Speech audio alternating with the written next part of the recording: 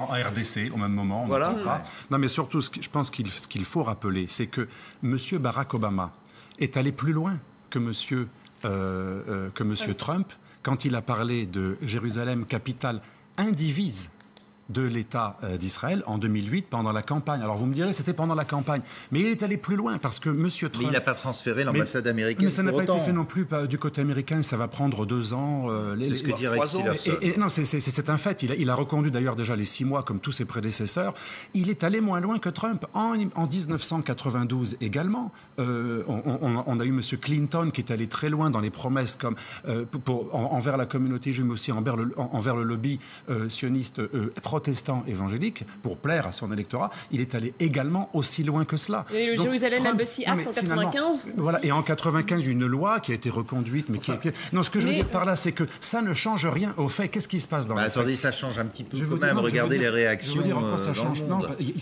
La semaine d'avant, il y a eu 4 morts, il y a eu des attaques de roquettes depuis Gaza. Donc ça n'a rien changé par rapport à la semaine d'avant. Mais ce que je veux dire, c'est qu'on oublie la base. C'est que Israël a comme capitale Jérusalem, il y a la Knesset, le Parlement, il y a la résidence du président, il y a des ministères. Et quand un chef d'État va en Israël, il va voir le président à Jérusalem. En fait, c'est un non-événement qui a une gravité parce qu'on le médiatise en reprenant la rhétorique des pays islamistes, comme quoi... Pourquoi Emmanuel Macron réagit comme ça? Pourquoi les ambassadeurs réagissent comme ça? Je crois qu'il faudrait... C'est pas le troisième lieu saint de l'islam. Je voudrais dire 2-3 choses là-dessus, parce qu'on est en train de dire un peu n'importe quoi. Non, c'est pas n'importe quoi. Si, le monde exprime son point de vue. Est-ce que la Knesset n'est pas située à Jérusalem?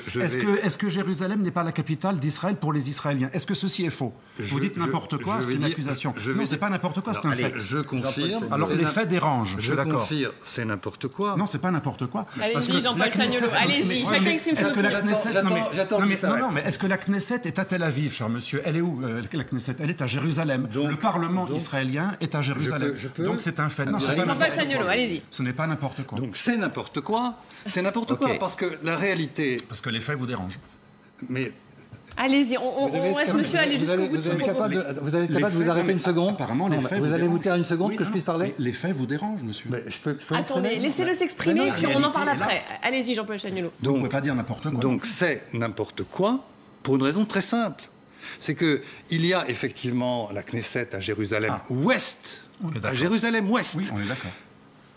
À Jérusalem-Est, vous avez une majorité écrasante de Palestiniens qui ne peuvent pas installer leur parlement parce que c'est un territoire occupé. Du point de vue du droit international, il faut quand même y revenir, et c'est tout de même pas quelque chose d'extraordinaire, de surréaliste. C'est une donnée qui signifie que les États du monde entier se mettent ensemble pour arriver à trouver quelques règles, et dans ces règles, il y a un principe très simple, qui est qu'on ne peut pas acquérir de territoire par la force. Or, aujourd'hui, s'il y a des Israéliens à Jérusalem-Est, c'est parce qu'ils ont occupé par la force Jérusalem-Est. Je ne parle pas de Jérusalem-Ouest. Laissez-moi finir ça. Laissez-moi finir. Il faut le savoir, Trump, mais arrive aux auditeurs, Trump n'a pas dit que Jérusalem-Est était... Alors, non, mais je voudrais qu'on fasse bien cette distinction. Donc, nous avons un territoire. De Jérusalem par les Israéliens. Est une chose, Jérusalem-Est est un territoire occupé. Et je crois qu'il faut... Qui n'est pas la capitale d'Israël. Et il faut absolument qu'on ait cette distinction pour les téléspectateurs, c'est très important. Sauf que du point de vue israélien, c'est pas le cas. Ce que dit monsieur Delval. Et Jérusalem-Est n'a pas été revendiqué par monsieur Trump comme capitale d'Israël. Je le répète, il a dit qu'il ne voulait pas empiéter sur ce débat. En tout cas, ça a donné lieu à des manifestations aujourd'hui dans le monde entier. On l'a dit, on va le voir peut-être en image également, à nouveau 2 Palestiniens tués à Gaza par des attaques israéliennes, mais d'où était partie Gaza également des roquettes sur des villes israéliennes. Et puis, alors le Hamas a une 3e intifada. Il y a un risque d'embrasement de la région. Le Hamas n'a pas attendu cela pour embraser. Rappelez-vous, en 2000, après le retrait israélien en 2001-2002, il y a eu une intifada, l'intifada El-Aqsa, qui était provoquée par le Hamas. C'est un peu comme l'histoire du Hezbollah, après avoir rendu les territoires et des attaques. Ces mouvements trouvent toujours un prétexte pour attaquer. Mais dites pas que c'est n'importe quoi, parce que sinon tout le monde va s'arrêter de parler. De dire que c'est n'importe quoi, ça ne suffit pas. Et en plus, je n'ai pas pu finir ce que je disais. Mais je veux dire il faut peut-être contextualiser un peu, parce que si on part comme ça, on n'y arrive pas. si on part comme ça, on va vraiment effectivement dire n'importe quoi. Nous sommes en 2000. En 2000, il y a eu pendant 7 ans un processus politique qui est un processus de paix qui a démarré avec les accords d'Oslo. Et ces accords ont échoué. Oui, ça a démarré, mais c'est pas sous Clinton. Et Arafat a refusé un plan de paix quand David... on va pas revenir là-dessus. Non, mais vraiment, c'est clair. Mais non, c'est beaucoup plus complexe. Arafat a refusé de signer un accord qui permettait la restitution de 97% de territoires occupés de Cisjordanie. Vous procédez par des affirmations successives. Ah non, mais vous savez, et ça n'a aucun intérêt. Alors, je voudrais revenir. Il ne suffit pas de dire que c'est faux et que c'est votre raisonnement. Alors, si je peux finir mon raisonnement, mais c'est un peu difficile. Hein. Donc, on est dans un processus, effectivement, pendant des années, et tout d'un coup, il y a eu une rupture qui a conduit à un embrasement, parce que les gens étaient désespérés du côté palestinien. Et c'est absurde de dire que c'est voulu par le Hamas, parce qu'en fait, il y a une véritable... Absurde, vous avez un lexique... Les gens qui ont fait cette intifada n'appartenaient ni au Hamas, ni au Fatah. Ensuite, ça a été en partie, effectivement, instrumentalisé. Mais est-ce que vous craignez qu'il y ait à nouveau une intifada? Alors, je pense qu'il ne peut pas y avoir aujourd'hui une intifada pour des raisons très simples. C'est que la désespérance des Palestiniens aujourd'hui est telle, et l'absence de véritable leadership palestinien est telle qu'il y a une vraie déliquescence de la société palestinienne aujourd'hui. Il n'y a pas de leader. Si vous prenez, Dahlan, ce serait important d'en parler. Si vous prenez les jeunes d'aujourd'hui qui ont 20-25 ans, on pourrait dire que c'est la génération perdue d'Oslo, c'est-à-dire qu'ils sont vraiment complètement paumés aujourd'hui. Ils n'y croient plus, eux, à une sortie de crise. Leur seul espoir aujourd'hui, c'est de trouver au niveau de leur vie individuelle quelque chose qui ressemble vaguement à un avenir qui est complètement bouché par l'occupation. C'est ça la réalité. Donc il est, à mon avis, exclu que ces jeunes se mobilisent, et d'autant plus qu'ils n'ont pas de leader politique. L'autorité palestinienne est tout à fait disqualifiée aujourd'hui pour plein de raisons, et le Hamas, de son côté, il est englué à Gaza, et il essaye en fait de redonner le pouvoir, en partie en tout cas à l'autorité palestinienne, parce que c'est une gestion catastrophique. Et donc quand il lance un appel à l'intifada... C'est de la pure rhétorique. Et puis il y a une phrase très simple, c'est qu'aucune organisation, quelle qu'elle soit, ne peut décréter une intifada. S'il n'y a pas une effervescence profonde dans la population palestinienne... Et ça peut pas souder. Et il est évident que ce n'est pas ça, compte tenu de la situation aujourd'hui dans la société palestinienne, partout, à Jérusalem, à Gaza, ils n'ont pas envie de se lancer là-dedans. C'est impossible. On va peut-être écouter les États-Unis, et peut-être que l'Iran veut en réalité faire une chose qu'on ne voit pas et qui est souterrain, c'est revenir à cette grande alliance qui était avant la révolution iranienne, Israël, Iran, États-Unis. On va peut-être par là. Et demain, il y aura un bras de fer là-dessus. Il y a aussi l'autre scénario, qui n'empêche pas celui-ci, en géopolitique et du paradoxe, c'est le rapprochement entre Israël, l'Arabie Saoudite et les Émirats, avec Zayed aux Émirats, MBS en Arabie Saoudite et l'Égypte, qui ont parrainé un homme dont on n'a pas parlé, mais qui est très important. On disait qu'il n'y avait pas de leadership. De citer, ce sont les héritiers, les princes héritiers ou les rois des Émirats, des Émirats et le président d'Égypte. Ils ont un chouchou. Ils ont un cheval, si vous voulez, un pion, qui s'appelle Mohamed Dahlan. Et Mohamed Dahlan, il vient de Gaza, il est très populaire à Gaza parce qu'il a apporté beaucoup d'argent des Émirats à Gaza. Et aujourd'hui, il est avancé comme étant un leader possible. Et vous savez ce qu'a dit Mohamed Dahlan? Il a dit, dans un dîner très récemment, il s'exprimait sur son futur leadership à la tête de l'autorité palestinienne. Il a dit, pour un plan de paix avec Israël, il y a une condition qui n'a jamais été posée, c'est l'arrêt unilatéral de toute violence de notre côté.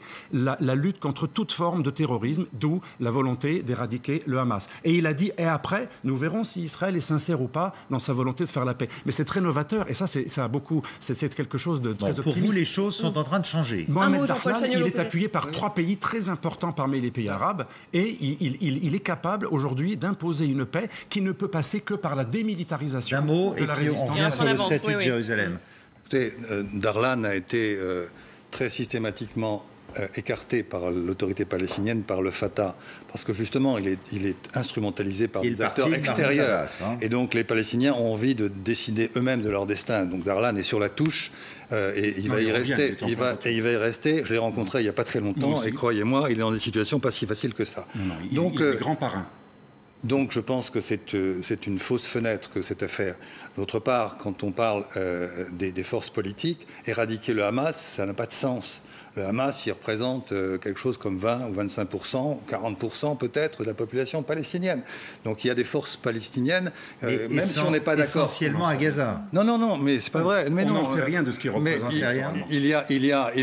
Il a gagné les élections de 2006 contre toute attente. Donc ce que je veux dire, c'est que si on prend les forces politiques, il faut les prendre telles qu'elles sont.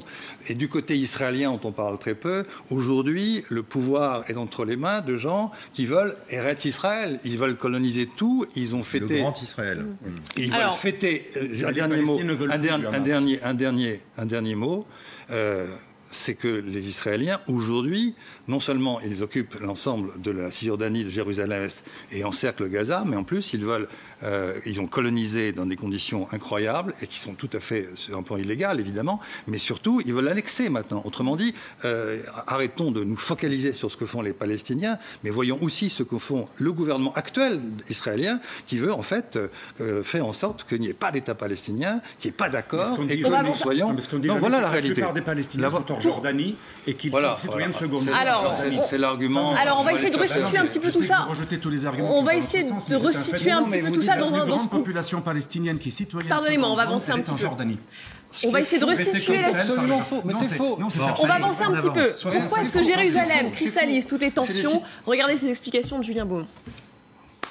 La vieille ville de Jérusalem, sur moins d'1 km², 3 emplacements majeurs pour 3 religions. Le Saint-Sépulcre, là où se trouverait le tombeau du Christ, le mur des Lamentations, premier lieu du judaïsme, et l'esplanade des mosquées, 3e site sacré pour les musulmans. Voilà pourquoi le contrôle de Jérusalem a toujours été une question très compliquée. La communauté internationale statue en 1947, en séparant Jérusalem en deux, avec cette ligne verte. D'un côté les Israéliens, de l'autre les Palestiniens. La vieille ville est placée sous contrôle international. Mais en 1967, Jérusalem est annexée par Israël. Une annexion jamais reconnue par la communauté internationale. L'idée d'une ville pour 2 États, Israël et la Palestine, est de fait repoussée. 200 000 colons juifs finiront même par s'installer dans Jérusalem-Est. En 1980, Israël adopte une loi faisant de la ville sa capitale indivisible. Aujourd'hui, Jérusalem, c'est 900 000 habitants, dont un tiers de Palestiniens, 200 000 ont moins de 30 ans. Un nombre en hausse. Si la démographie reste la même, dans les 20 ans, les Palestiniens seront aussi nombreux que les Israéliens. C'est quoi la situation quand même pour les Palestiniens aujourd'hui à Jérusalem? Situation un peu compliquée. Ils n'ont pas le statut de citoyen, ils ont le statut de résident. Jérusalem-Est, les Palestiniens, qui sont plus de 200 000, 300 000 même, ils sont aujourd'hui dans une situation de précarité absolue. Ils sont chez eux, et pourtant, du point de vue juridique, ils n'ont que des cartes de résidents. Et ils peuvent être très facilement expulsés dès lors que, par exemple, ils ont un rapport avec la Cisjordanie parce qu'ils n'ont plus leur centre de vie. Par exemple, s'ils ont un travail à Ramallah, ça suffit à ce que leur carte de résident leur soit retirée et à ce moment-là, ils ne peuvent plus entrer à Jérusalem. Et comme il y a un mur qu'on voit derrière vous, eh bien, ils sont complètement coincés. Donc la situation des centaines de milliers de Palestiniens qui sont chez eux à Jérusalem, eh bien, est extrêmement précaire, très différente de celle de ceux qui sont en Cisjordanie ou ceux qui sont à Gaza, qui sont encore dans des situations différentes. Et donc, on est dans une situation invraisemblable. Vous avez des gens qui sont depuis des générations là et qui sont étrangers. Et beaucoup ont perdu leur carte de résident et ne peuvent plus rentrer à Jérusalem-Est, sauf s'ils ont une nationalité extérieure, comme j'en connais ici, qui ont acquis la nationalité française et qui rentrent à Jérusalem-Est comme touristes français. D'accord avec ça ? Moi, je crois que... Mais il n'y a pas d'être d'accord ou pas, c'est une donnée, je veux dire. La notion... Non, mais je voudrais qu'on réponde... Quand on dit les choses sont vraies ou fausses, il faut quand même être un peu sérieux. Est-ce que c'est vrai ou non que les Palestiniens ont une carte de résident? Ils ont une carte de résident, mais aujourd'hui, la précarisation n'est pas aussi forte que ce que vous le dites. Est-ce qu'il y a une carte de résident qui peut leur être retirée? Oui ou non? Oui. Est-ce qu'il y a eu des milliers de Palestiniens à qui on a retiré cette carte de résident? Ils sont plus heureux que les Palestiniens. Voilà. Alors ça, c'est une formule comme ça. À Jérusalem-Est, 80% de la population vit sous le seuil de pauvreté. Mais vous savez dire que ça, vous, c'est faux. Mais parce que la situation des Palestiniens à Jérusalem-Est, ils sont dans une situation impossible à Jérusalem-Est. Je suis souvent allé à Jérusalem-Est, les Palestiniens.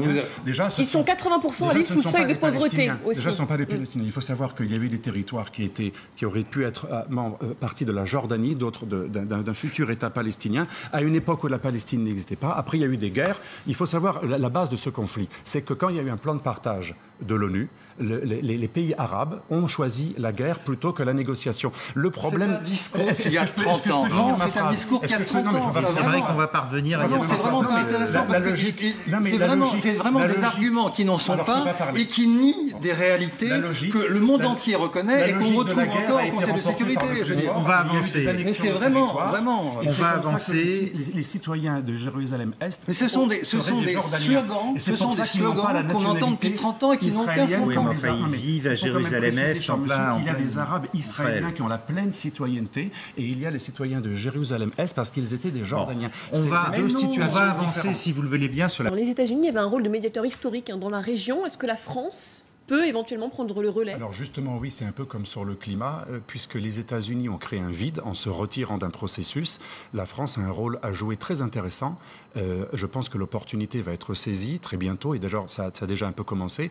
Macron pourrait remplir ce vide et se proposer d'être, lui et l'Europe, le nouveau médiateur, puisque les États-Unis, avec cette reconnaissance, qui à mon avis n'est pas grave, mais qui est perçue comme grave, c'est ça qui compte, ils ont perdu leur statut de négociateur neutre. Ils n'apparaissent plus comme tels. C'est assez vrai. Même si eux croient toujours qu'ils même si Jared aurait un plan, Jared, le plan de Jared, il se réduit à parler avec l'Arabie Saoudite et les Émirats. C'est pas forcément les Palestiniens. Mais Trump a fait capoter en fait le plan de Jared Kushner. La France a un rôle énorme à jouer. Un peu cette tradition gaulliste ou post-gaulliste, ça peut être très intéressant. Mais ça va être très difficile parce que deux États, c'est une belle idée. Moi, j'ai souscrit. Mais un État palestinien qui n'est pas souverain en droit international, peut-il ester en justice? Peut-il signer un État qui n'a pas les caractères de la souveraineté?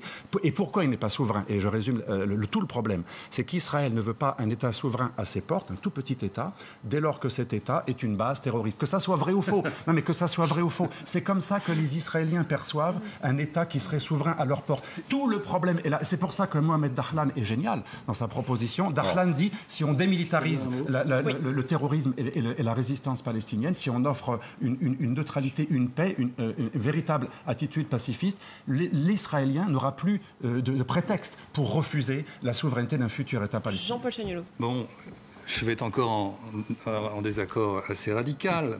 Pas sur la France. C'est le propre du débat. Non, bien sûr, mais pas sur la France. Sur la France, je pense qu'on peut y revenir. Je crois qu'effectivement, la France a un rôle à jouer important. On est d'accord là-dessus. Au moins là-dessus, oui. Mais sur le reste, il est bien évident que s'il y a un personnage qui, depuis plus de 10 ans, du côté palestinien, veut faire des concessions et refuse la violence, c'est précisément Mahmoud Abbas.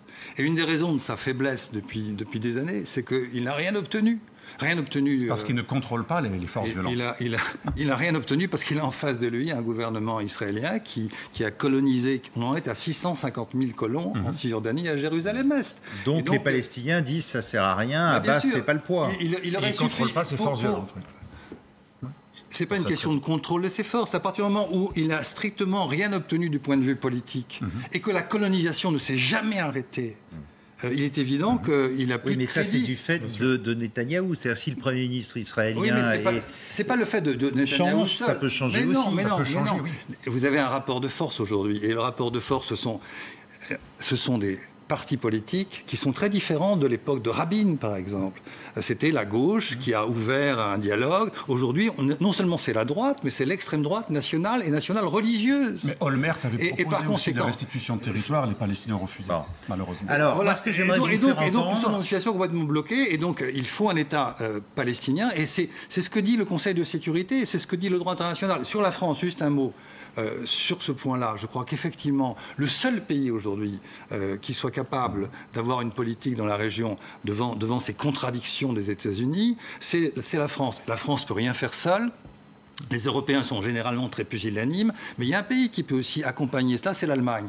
Donc moi, je pense que quelque chose qui pourrait se faire avec la France et l'Allemagne, en s'appuyant, pardonnez-moi de cette obsession sur le droit international qui a été réexprimé par le Conseil de sécurité, il y a une carte à jouer très importante. Mais aussi avec l'Arabie Saoudite, un rôle religieux qui peut calmer les choses. Avec en plus l'idée que... En France aussi, les partis sont divisés. Allez-y. Non, juste que nous soyons en équilibre, parce qu'il faut faire très attention. Il y a une structuration aujourd'hui dans la région entre Téhéran et Riyad. Et c'est important que la France se place pas d'un côté ou de l'autre, mais comme ils ont commencé à le faire, de médiateur. Donc, si on a ce rôle de médiateur entre Riyad et Téhéran et qu'on est capable de proposer des choses très important, eh bien, je pense pour calmer le jeu, parce que ça tout pourrait le problème, donner... c'est El Aqsa. Une personne à la fois, parce qu'en plus on manque de temps, donc on va pas y arriver. Non, mais vous arrêtez pas. El Aqsa a un statut religieux très important, et comme l'Arabie Saoudite tient les lieux saints, les déclarations récentes de MBS sont très importantes. Ben Salman, il a dit que ce n'est pas si important que ça, et il veut déreligiosiser le conflit israélo-palestinien. Emmanuel Macron, qui je rappelle a dit qu'il regrettait la décision de Donald Trump, qu'il désapprouvait sans la condamner. Il va dire quoi, à votre avis, à Benyamin Netanyahou demain ? Je pense qu'il va être dans la continuité de la politique du Quai d'Orsay, qui depuis, je dirais, De Gaulle jusqu'à Macron, n'a pas failli. Elle est toujours la même, il y a une même continuité, il n'y a pas eu de rupture. Il y a eu des inflexions, mais il n'y a jamais eu de rupture. Donc c'est la même. Par contre, je suis persuadé... C'est-à-dire plutôt pro-palestinien ? C'est-à-dire que... Non, pas plutôt pro-palestinien, c'est qu'aujourd'hui... Je vais vous dire... Elle sur le droit international. Non, mais je vais vous dire simplement, c'est qu'aujourd'hui, la France veut avoir toujours cette spécificité de pouvoir jouer un rôle dans les relations internationales, même si elle n'est plus un empire depuis la Première Guerre mondiale. Et qu'aujourd'hui, la France ne jouera pas de rôle, pas plus que l'Union européenne. Pourquoi ? Parce que l'Union européenne là-dessus n'est pas d'accord. Et que le seul à pouvoir porter un espoir de paix et apporter cette possibilité de paix, parce qu'ils peuvent tordre le bras à un des deux acteurs, quoi qu'on en dise, ce sera les États-Unis. Merci. Et que sans les États-Unis, il n'y aura pas de paix, il y aura un statu quo. Et qu'aujourd'hui, rappelons-le quand même, à Jérusalem-Est, il y a des consulats français, anglais, italiens, et que les consulats font aussi force d'ambassade dans les pays qui ne sont pas encore constitués. Et le consulat américain est plus important. Pour autant, merci. Je suis désolée, on manque de temps. Pour autant, je crois que là-dessus, il faut voir les jours qui vont venir, mais je ne crois pas que la France sera capable d'amener un processus de paix. Regardez ce qu'a voulu faire Fabius, conférence sur la paix à Paris. Merci beaucoup à tous les trois pour ce débat. Tout de suite, c'est un nouveau journal sur LCI.